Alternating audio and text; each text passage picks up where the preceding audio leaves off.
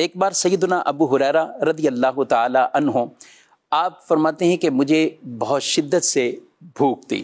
اور بھوک کی حالت کبھی کبھی ان کے ساتھ ایسی بھی ہو جاتی تھی کہ فرماتے ہیں کہ میں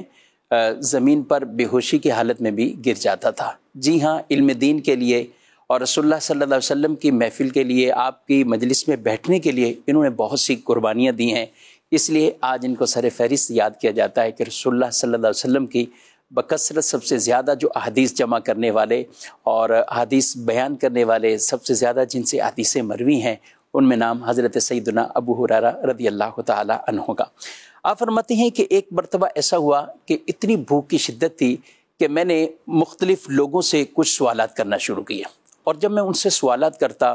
یعنی وہ خود ہی میرے چہرے سے اور میری وہ بھوک کو محسوس کر لیں، اور اسی ساتھ ہی مجھے کچھ کھانا کھلا دیں، کچھ پیش کر دیں گے۔ سوال نہیں کیا، اور اس حالت میں بھی اپنی خودداری کا وہ اظہار کیا۔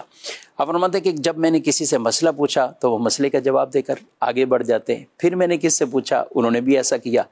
اتنے میں رسول اللہ صلی اللہ علیہ وسلم تشریف لائے تو آپ نے حضرت ابو ہریرہ رضی اللہ تعالیٰ عنہ کا جو اصل مسئلہ ہے، جو معاملہ ہے، حضور جانتے ہیں۔ آپ نے انہی کا ہاتھ پکڑا اور ان کو اپنے گھر پہ لے کر چلے۔ ازواج مطہرات سے پوچھتے ہیں کہ گھر کے اندر کچھ کھانے کے لیے موجود ہے؟ گھر میں کیا ہے؟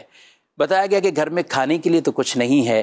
البتہ ایک دودھ کا پیالہ ہے، آپ کی بارگاہ میں ہدیہ ہوا ہے، تو بس یہی ایک پیالہ ہے دودھ کا۔ آپ صلی اللہ علیہ وسلم نے حضرت ابو ہریرہ رضی اللہ تعالیٰ عنہ ان سے فرمایا کہ جاؤ اور صفہ کے مقام پر جتنے بھی اصحاب ہیں ان سب کو بلاؤ، گویا کہ رسول اللہ صلی اللہ علیہ وسلم نے تمہارے لیے مشروب کی دعوت کی ہے۔ اب ذرا خود اندازہ کیجئے ناظرین کرام، جب خود بھی بھوک لگی ہو، ایسی حالت اور کیفیت ہو، اور وہیں رسول اللہ صلی اللہ علیہ وسلم کے پاس ایک ہی پیالہ موجود ہو دودھ کا،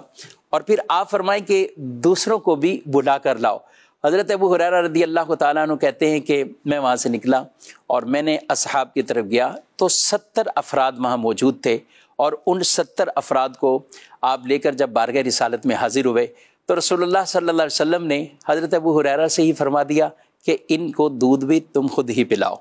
جو سب سے پہلے آنے والے اور بھوک کی شدت بھی ہے جنہیں، انہیں ڈیوٹی یہی مل رہی ہے کہ دودھ بھی تم ہی پلاؤ۔ حضرت ابو ہریرہ رضی اللہ تعالیٰ عنہ آپ کہتے ہیں کہ میں نے دودھ پلانا شروع کیا، اور وہ دودھ پلاتے رہے، سبحان اللہ، ایک کے بعد دوسرے، دوسرے کے بعد تیسرے، یہاں تک کہ 70 افراد، 70 اصحاب نے وہ دودھ نوش کیا ہے اور دودھ پیا ہے، اور اس دودھ کے پیالے میں سے ایک قطرہ بھی کم نہیں ہوا ہے۔ پھر آپ صلی اللہ علیہ وسلم نے حضرت ابو ہریرہ رضی اللہ تعالیٰ عنہ سے فرمایا کہ اب دودھ یہ خود پیو۔ حضرت ابو ہریرہ رضی اللہ تعالیٰ عنہ نے پیا، پھر فرمایا اور پیو، پھر پیا، یہاں تک کہ فرماتے ہیں سیر ہو گیا، اور پھر رسول اللہ صلی اللہ علیہ وسلم نے وہ دودھ آپ نے نوش فرمایا ہے۔ سبحان اللہ، یہ حضور علیہ السلام کا عظیم معجزہ، اور صرف ایک ہی نہیں، ایسے کئی معجزات ہیں کہ